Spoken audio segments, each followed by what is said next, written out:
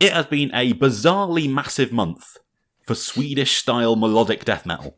Like, we're not even reviewing the Soilwork album that came out. We could have had 4 of them. But a bunch of that genre's biggest and most notable artists have all dropped records at once this month. All with, I think, different stories to their career, I think, which is what makes it interesting. And so we are going to run through a handful of them as a Gothenburg Gauntlet right now. If that is your sound, this next half an hour or so is going to be of interest to you. If it's not your sound, that's fine. Come back in a bit. But we are going to kick this off with the band who I think have most moved past the kind of the typical confines of that scene, I think, and have very much become their own brand. And that is Amon Amarth with the Great Heathen Army. Case in point, Sam, when you think of Amon Amarth, you don't think first and foremost necessarily Swedish melodic death metal. You think Vikings. Yeah, no, like I say, like, fair to say, the biggest Viking metal band, like, but like in all sense, like they are arguably the biggest melodic death metal band around right now. Oh, like, inarguably, like they are like. I mean, I'm not as versed in all the other areas of like mellow death. Like this band headline Bloodstar, you know what I mean, and they are. They headline Vakken, don't they? Yeah, I think like I said, brand, like, you know, like Amon Amarth aren't tied to, even though they started in that scene, they aren't tied to a 90s Swedish movement.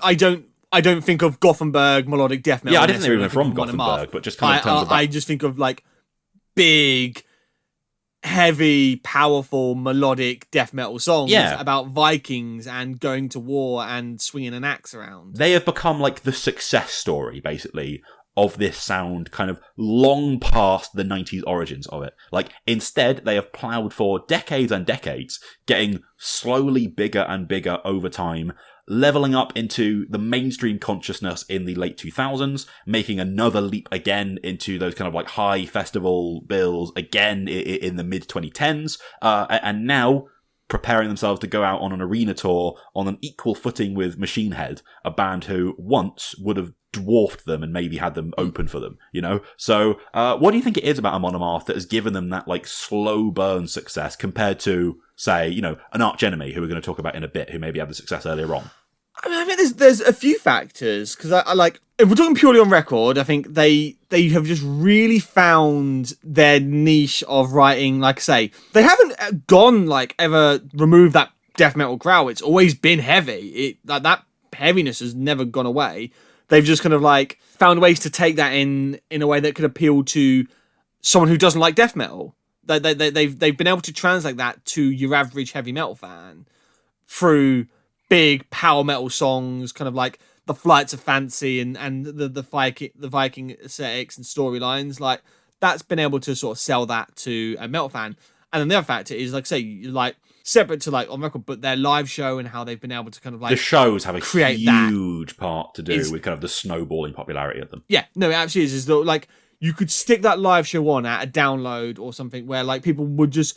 And people that pass by would catch their eye. It would get attention and put it on there. And so, like, that combined with, like I say, just being able to translate death metal, melodic death metal to a crowd that wouldn't necessarily do it through storytelling and like I say, the appeal of heavy metal and power metal, those kind of factors will just kind of like gradually snowballed out, where, like I say, it's not been an instant overnight success. It's just been and I think the fact they've constantly worked at it, they've never gone away for too long. They've just kind of built and have like released several really good records across that like 20 or so year period. Yeah, for me, they just have the most unique sound. Like, it's not a carbon copy of Gothenburg stuff from 1995 with some Viking themes on it. Like, they have the strongest musical identity too, and for that they have become personally one of my like very favorite bands. Who, when people just put value on, you know, the shows or treat them like a novelty band to drink to or whatever, records like Twilight of the Thunder God and With Odin on Our Side are, I think, some of the best straight up heavy metal albums. I mean, that main riff to Twilight of the Thunder God is an all-timer. That's as good as every fucking Iron Maiden song. Like, I don't care. It's all-timer, full stop. They are classic level songsmiths. And I like every single one of their records because they don't divert from what they're good at very much. This record, I think, is a sort of saying about the Interrupters. It's a bit interesting because it's definitely Amon Amarth, right? Like, you play this to anyone. Unmistakable. You play this to anyone, and no one will be at all shocked by what band it is. But this is the first time in forever that they seem to have gone into a record with, like, a specific angle that they seem to want to approach their sound from. And Jomsviking and Berserker, which are the 2 records prior to this one, felt like they were leaning more into maybe the classic heavy metal side of Amon Amarth, maybe slowly honing away a little bit of the real death metal bass. Like, that growl's always going to be there, but the low end, the guttural punch of it, maybe wasn't so much there, and maybe that was why they were, in a way, more accessible for people. But this is the most death metal thing that they've done since the 2000s. Yeah, I think that's shown some parts of that record, and then there are other parts where it does kind of go off. There's a couple of parts that are so fucking heavy metal for sure, but overall, like, it is... Like, I mean, take Get in the Ring as an opener. If you want mean, menacing, like, low end, like, just, like, crushing them on the first 2 songs on this... that and the title track, feel like they are intentionally going for the most outright mean end of what Amon Amarth are. Yeah, and it's wicked. It's such a, like, when those 2 songs on, I was like, come on. Like, I want to fucking, like, go for it. Because they are menacing as hell. Get in the Ring. I think Mark was on the Hyperblast with me when we spoke about that as a single. So, for me, it took me really off guard as a single, because it's the exceedingly rare occasion that Amon Amarth write a song that sounds like another band, which is fucking straight as cannons fade bolt thrower worship, smoke descending on the battlefield, that like lead riff, and those rumbling tank drums is pure fucking Carl Willits and co. But that verse riff, bolt thrower aren't around to write songs that good anymore, and that riff could be on those Once Loyal. It's brilliant. Yeah, no, and also I think I quite like Get in the Ring because it was written for a wrestler. Well, here's the thing as well, because it also plays into, despite the fact that it is, in a way you could look at it being their more death metal leaning record and sort of see it as like a return to roots, but it also has something that has only become more apparent with Amon Amarth, which is kind of like Amon Amarth as like sports metal thing, like, which their detractors kind of use against them. It's you know, it's bizarre how this like Viking Melodeath, surely nerdy as shit band have become in part like a bit of a jock metal thing. I think because it's total like beat your chest and like it's got that thing going for it, and I'm like, I like that about that. I like that it's just like turbo, like it's a similar thing that Sabaton have, which means that they can work alongside like Five Finger Death Punch and stuff like that on a big stage compared to literally any other power metal band. And Johan going, bring it on, like, that's not what a Viking says. That's like, you know, wrestling entrance music. Again, you know, the video was like some MMA thing. It's really playing up that, you know, fucking sports fucking battle like, cry. When you look at the wrestler they wrote for, it's called Eric Redbeard, and he is a big lad, like, with a beard. Like, he looks like a Viking. Like, it fits for that, but, like, it just was, like, I guess that's just a nice kind of a bit of a deviation from just, like, here is songs about that. And it kind of, like, you can still tie into that whole, like, that Viking kind of culture of one-on-one. Yeah, I saw a thing with Johan where he was talking about kind of the concept of, you know, Viking kind of one-on-one combat, I guess, and how he tied that into, you know, the wrestling thing. So conceptually, it's all there. They do actually put a lot of thought into it, but it's just fun. Again, like kind of like a real death metal as fuck song, brutal, just, you know, obnoxious, like low end rumble. The title track with that like really heavy bruising riff to begin with, and that repeating lead part as well in the title track, the like, it's not a kind of like anthem sing-along melodic Twilight of the Thunder God lead that Amon Amarth usually do. It's kind of more menacing and panicked and kind of, you know, has that element of, again, combat to it. A great chorus as well, but they are a departure. Yeah, no, I like, but they are, they still feel, I don't know if it's because of just, I could only imagine Amon Amarth shouting hail to the Great Heathen Army at this point. Like, I don't know if it's that, but like, it feels less like, say, like, not as much of like the kind of the epic kind of like sweeping kind of stuff you got on Berserk or Jomsviking. And like, again, the fact it's called the Great Heathen Army, and it does sound like this army descending upon you, that song, because it's so, again, real bruising riff. And like Johan, like, he's a really good storyteller. Like, even through just that growl, he can convey so much, and like the narratives he tells across these songs. And I think that is something that like I don't know if some people don't quite always like give enough credit for that. He can really embody, even just through a kind of like fairly like death metal growth can be quite a one note thing, as like I've kind of said before, but like he can convey so much of it, and it works so well in that song, sounding so evil and menacing. Embrace of the Endless Ocean from the Twilight Thunder God album for me is the track that most embodies what you're saying about the kind of like storytelling side of it. Yeah.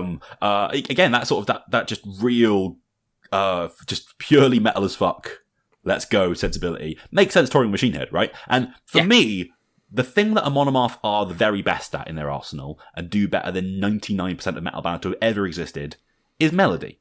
And they back that melody up with real weight and real power, which makes it better. But the melody is what drives the songs. A lot of people have said that they make more sense if you think of them as like a power metal band than a death metal band, just kind of emotionally. And this album, they are definitely trying more for the death metal, which they are really good at, but it doesn't reach the dramatic kind of emotional heights, I guess, that for me their best material does. Like, as you were saying, the Great Heathen Army, it has that kind of gutsy side to it. Even the album cover, right? Like, that kind of funny image of them in the Viking army, it makes sense with the music, because this isn't the album for big deity upon deity in a massive fantasy landscape, world-shattering, meetings, like, Surtur Rising or Deceiver of the Gods.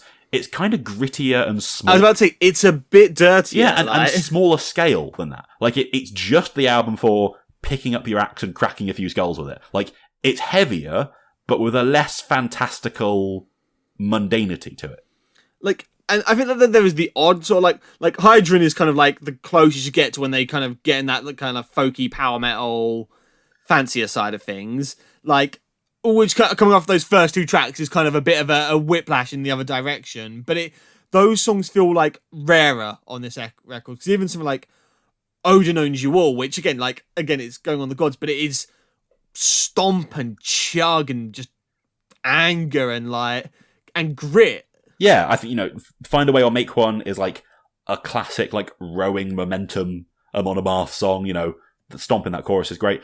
Heathen is definitely, it's the largest departure from kind of the real bruising meat and potatoes approach of this album. Yeah. Because it's a folky song, right? Like, it's a feasting song, right? Like, so it makes sense that it would kind of go down that route. Yeah, right? It's a drinking and feasting celebratory song, which I love. It fits kind of thematically with the record because, obviously that's what fucking soldiers do. Celebration kind of, after the battle. But musically, like, the melody in that chorus, if the melodically stirring part of Amon Amarth is maybe the most compromised on this album, this is the song that's got it. Because that Hail the Dead, the goat that gives, like, melody is never going to leave my head. And it's jaunty, but like kind of epic at the same time, which is a neat balance for these kind of Scandinavian metal bands when they can crack it. The thing I think Amon Amarth are just so good at is that they tee on that edge where I'm like, I don't like folk metal, as we've discussed many times, and the fact they can go so close to it, and every time I'm just like, yeah, come on, Amon Amarth, do those folk Viking songs. For me,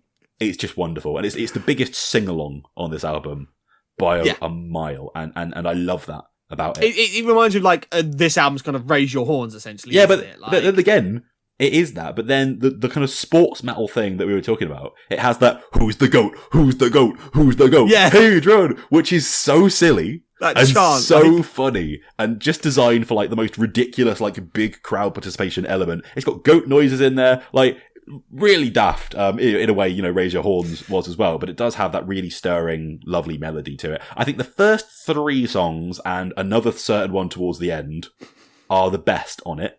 The rest is cool, but nothing I would be particularly quick to immediately put into a live set, and not the top draw Amon Amarth level that sticks with me the most. And Berserker, I wanted like over half of it to be in the live set. And I still do, seeing as I didn't get to see most of it thanks to COVID. And stuff like, Odin Knows You All and Dawn of Norsemen. Like, it's amazing they've never used those titles before, And I like those songs. There's some cool, fun guitar lines.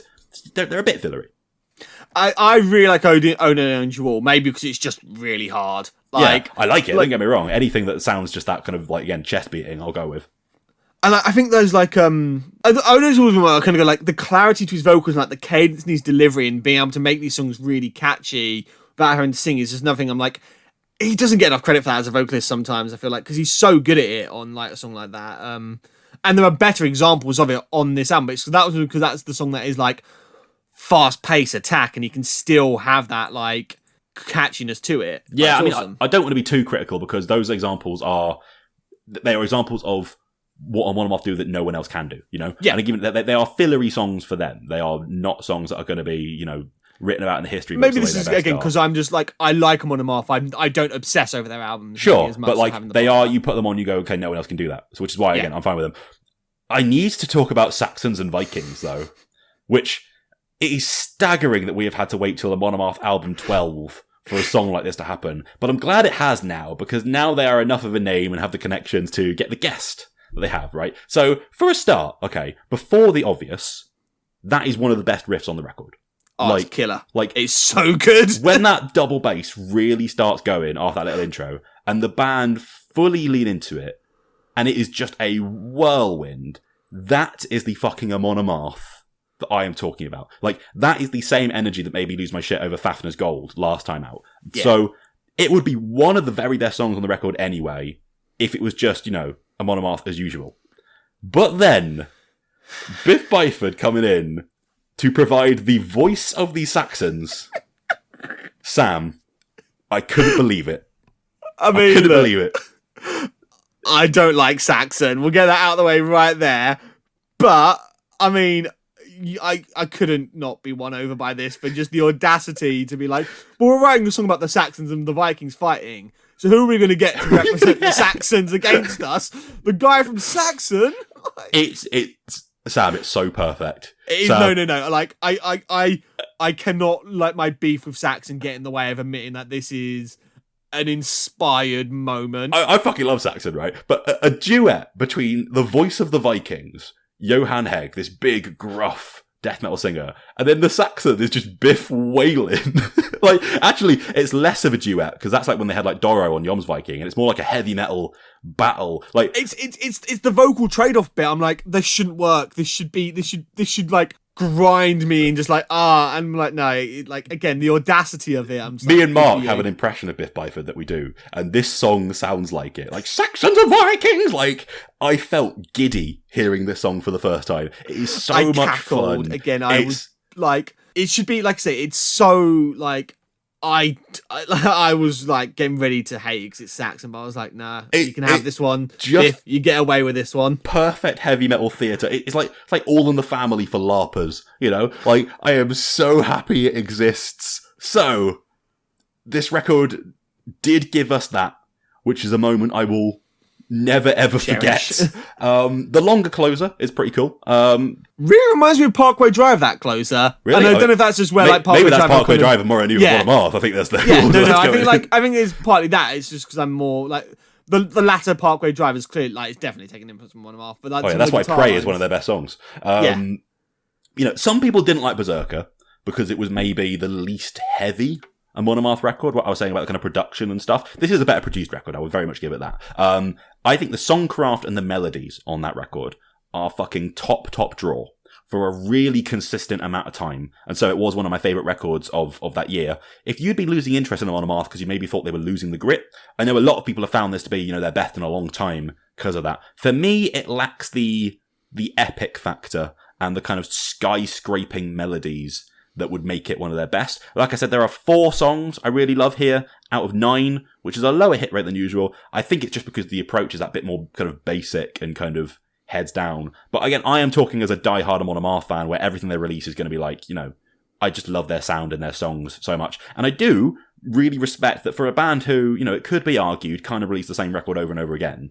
This one actually has like a clear identity to it. Like, the Great Heathen Army era Amon Amarth means something sonically in a way that you can't say specifically about most of their other records. So I think it's cool to have that in the catalogue. Yeah, no, I would agree with that. I think this is a clearly defined album that is setting out to do something a bit different. And again, like I can totally see why that if you're really into like the real epic fantasy heavy metal stuff from Amon Amarth, it won't be as like memorable in a way, but I still think this is great. I really like this record. Again, like, I don't know, I think of their recent ones, I'd still possibly say Yom's Viking might be my favourite of that, because again, that's the one I was like, that really got me into Amon Amarth, so I've got quite a sort of fondness for it. But I think this is a just top tier Amon Amarth record. Like they're a band who just do that thing, and no one else can do it quite like them, and so they just continue to be really good. Yeah, for me, like with Own on Our Side through to I guess Deceiver of the Gods is like my peak era Amon Amarth. Of the last three, Berserker is my favourite. But even then, like I said, it's the worst produced of the three. Maybe because it's the only one that's not by Andy Sneap, I think. But it does have, for me, the best songs on it. But, yeah, great Heathen Army, Amon Amarth.